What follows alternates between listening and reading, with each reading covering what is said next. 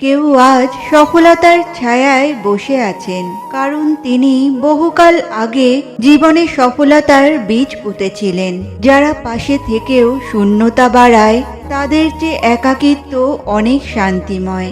অন্তত একা থাকলে নিজেকে পাওয়া যায়। সাফল্য তখনই আসে যখন তুমি নিজের ভয়কে জয় করো। ভয় তোমার শত্রু, সাহসী তোমার বন্ধু। নিজেকে ভালোবাসুন, নিজের অবস্থানকে মূল্য দিন। আপনি ধনী অথবা গরিব যাই হন, দিন শেষে আপনি যেখানে আছেন সেটাই আপনার পরিচয়। সুখ যদি পেতে চান, এখানে থেকেই সুখ সংগ্রহ করতে হবে।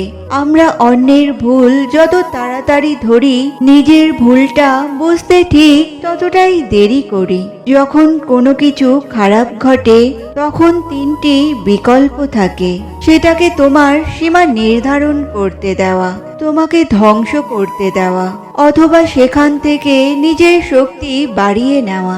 মিথ্যা কথা বললে চারটি বড় ক্ষতি হতে পারে। এক, বিশ্বাসের অভাব।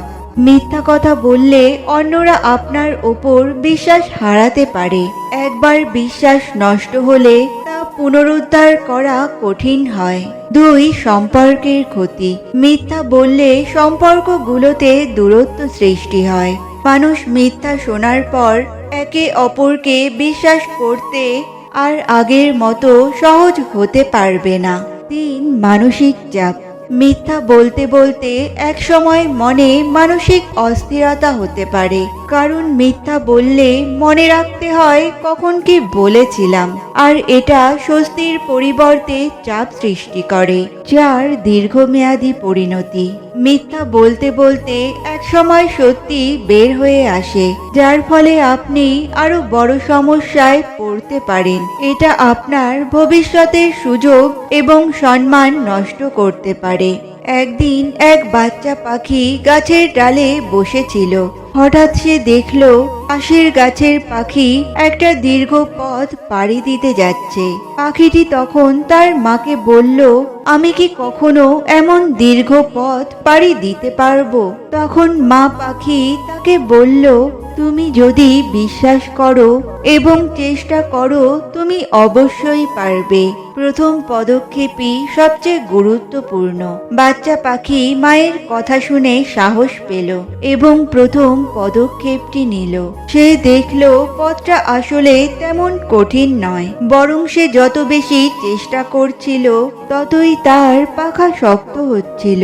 এভাবেই শেষ পর্যন্ত সে একদিন দীর্ঘ পথ অতিক্রম করলো। তো বন্ধুরা, এই গল্পের শিক্ষা হলো সাহস এবং বিশ্বাস নিয়ে প্রথম পদক্ষেপ নিলেই বড় লক্ষ্য অর্জন করা সম্ভব। ষড়যন্ত্র করে কাউকে সফল হতে দেখিনি, তবে ধ্বংস হতে দেখেছি। অন্যকে ছোট করে কাউকে বড় হতে দেখিনি, তবে ঘৃণিত হতে দেখেছি। সেই সুখ ত্যাগ করা উচিত যা তুমি অপরকে দুঃখ দিয়ে পেয়েছো, কারণ কাউকে দুঃখ দিয়ে নিজে সুখ উপভোগ করার অর্থই হলো ভবিষ্যতে নিজের দুঃখের ক্ষেত্র রচনা করা।